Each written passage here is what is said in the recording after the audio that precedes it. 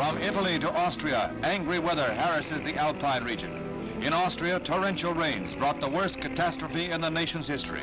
While on the Swiss-Italian border, heavy downpours triggered landslides that blocked the Simplon Pass, disrupting international rail connections.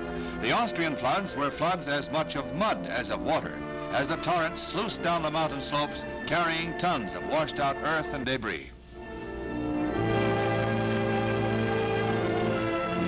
Throughout the province of Styria, damage was widespread, with heavy injury and loss of life. Local industry is gravely set back.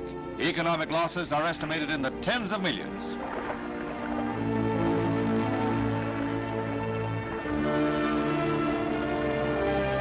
Ahead lies the dreary, arduous task of digging out from an inundation of mud, a long, hard job of cleaning up and rebuilding towns, villages, hamlets. Almost literally the task of starting communal life anew.